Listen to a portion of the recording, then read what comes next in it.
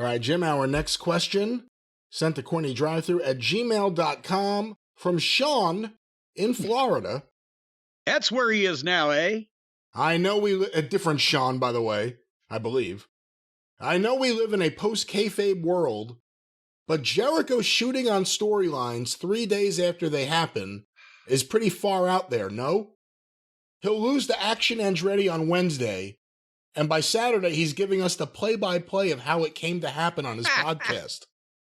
Even in this era, this is a bit egregious, isn't it?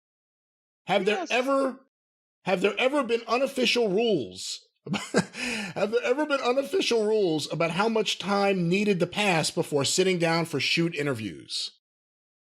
Oh, good. No, because where do I even start? There weren't shoot interviews until 20 years ago to begin with. There's never been any official rule, but you ought to be, if you're involved in something currently.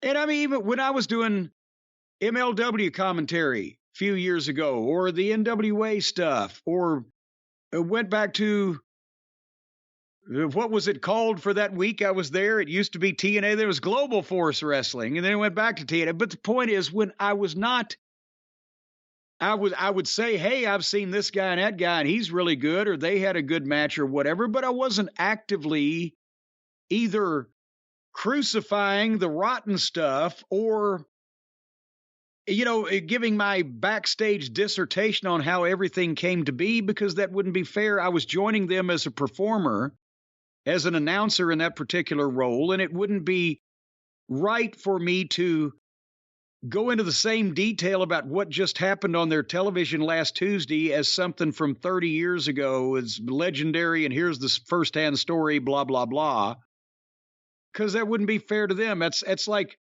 it's a difference between explaining, in some cases, Houdini's bag of tricks, or exposing the magician that you're working for as an assistant on an ongoing basis right now. Just a little respect for, if nothing else, the brilliant idea that you just had, because that's Jericho's thing. He has these brilliant ideas and then does them, and then 3 days later, as the questioner said, talks about how great he was for having it, and how great he was for doing it, and how great he was for letting the other guy be involved in it. Which kind of nullifies the idea that this guy came out of nowhere and scored a big win against this fucking big star's will, when he comes out 3 days later and says, yeah, I handpicked him, did the whole thing. It was all my idea because I'm a charitable, wonderful human and humble and lovable. Because that's the motivation behind what he's doing. He comes out to talk about how great his idea was, how great his performance was, how great everybody's going to look now that they're working with him. And whether it's that, or whether it's just the two guys that do a bloodthirsty angle on one TV show on a Friday night, and on Monday you see a picture of them at one of their kids' birthday parties on Twitter, or, talking about how they're such devoted lifelong friends. Why? Why do you have to do that right now? You're doing something else. You're at cross purposes to your own efforts. Morons. So, yeah, that's ridiculous. And there is no rule of thumb, but it ought to be, use your goddamn good common sense that God gave you, which apparently there's none existing there.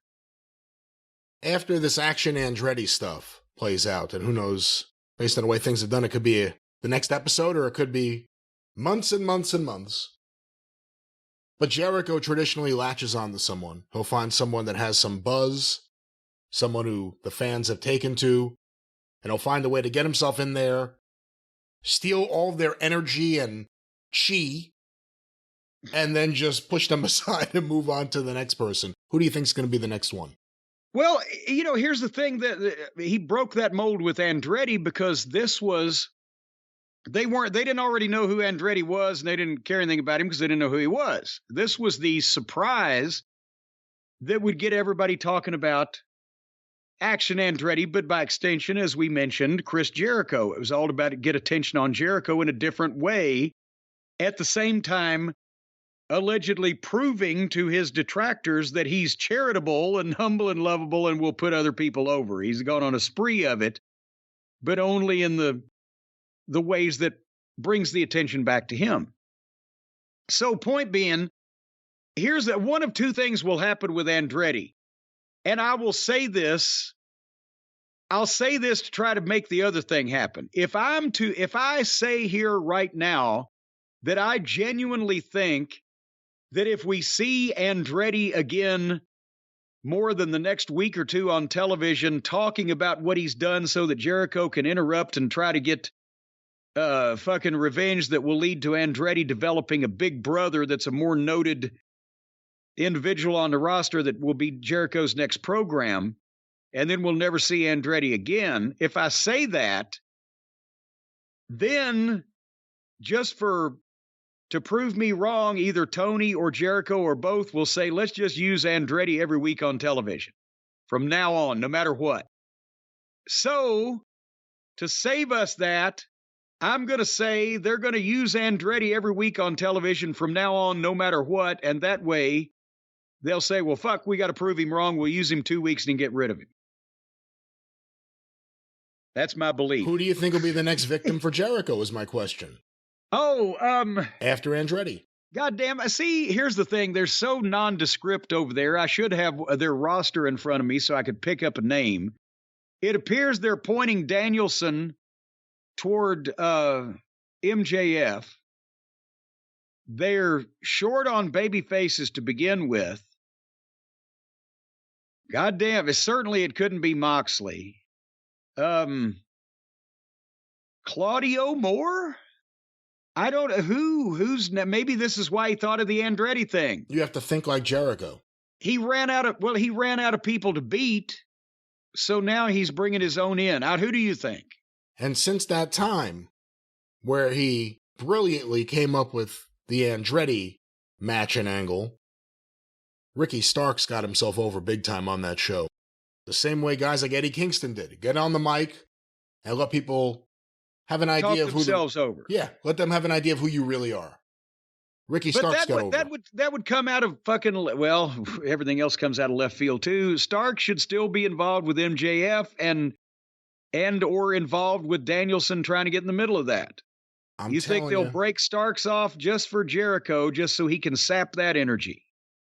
If we're going based on track record, only based on track record and what's happened, Chris Jericho has noticed the attention Ricky Starks is getting, and he wants to find a way. He needs to find a way to get himself in there with him. I'll bet you it's Ricky Starks next. Because it ain't going to be, because it can't be Claudio. He's already run through, like the Puddin' Gang are barely on the show anymore, so you can't even say Orange Cassidy. But he's gone through him, gone through Moxley a few times. Wardlow's, right now, they got to do something else with Wardlow. If it was Wardlow, that would actually probably be a good thing for Wardlow and Jericho. But Ricky Starks has got something going on. I'm telling you, if we go on the Eddie Kingston principle and the MJF principle, it'll be Ricky Starks next. But, overall, Jericho's got 10 more years of contract, but he doesn't have 10 more years of opponents, does he? There's certain things that Shad Khan cannot guarantee. However, if you feel like you have a lot going on, if you feel like you need to convince people that you're a brilliant person and tell them everything you got going on inside that head, maybe the real problem isn't that you need to broadcast yourself. The problem is you need someone to talk to. That transition was inflammatory and at the same time completely incomprehensible to the average person. But nevertheless... Well, thank you. You're welcome, folks. We got to mention again at the top of the segment here, it's the holiday time. Another one of our great sponsors. This show, is along with many others, is sponsored by BetterHelp. And at the holiday time, a lot of people have trouble. And we've talked about this before in preceding years. And, if you feel especially alone, you're going to feel more alone at the holidays. If you're going to have troubles, you're going to have more time to dwell on them during the holidays. And the holidays is supposed to be the time of family and happiness and togetherness and joy and etc. But for a lot of people, it makes whatever they've got going on worse because they don't feel that. And as a result, it's magnified at that time. And you can avoid a lot of that with somebody to talk to. It doesn't have to be a family member. It might be preferable if it wasn't a family member. You want to have a heart-to-heart talk with your mother-in-law? Who wants to do that? But life doesn't come with a user manual, but it does come with people that can help you out and give ideas, suggestions. You can bounce things off of. An online therapist, especially a trained one, can help you figure things out. If you're stuck or if you're unsure of something, or whether you're thinking about changing careers or relationships or parenting or whatever the case, therapists are trained to help you figure out the cause of challenging emotions and learn productive coping skills. See, I could have gone all kinds of places in the world if I'd ever learned coping skills. But the folks at BetterHelp have connected. I used horrible English there. The folks at BetterHelp have connected over 3 million people with licensed therapists. It's convenient, accessible anywhere. It's 100% online. And right now, as the world's largest therapy service that have matched 3 million people with professionally licensed and vetted therapists, they are affordable and they are ready to help you. All you got to do is go to BetterHelp. That's H-E-L-P, betterhelp.com/JCE. You're going to fill out a brief questionnaire to match with a therapist. If things don't click there, you can switch to new therapists anytime. There's no waiting rooms, no traffic, and you can learn more about it and save 10% off your first month's services at betterhelp.com/JCE. That's BetterHelp, HELP.com/JCE. Whether it's a Christmas thing or a New Year's resolution, start making changes to improve your life for the better. Self-empowerment, dealing with trauma, coping skills, or just trying to figure out how to kick the Jim Cornette experience and drive-through monkeys off your back. One or the other, BetterHelp can help you.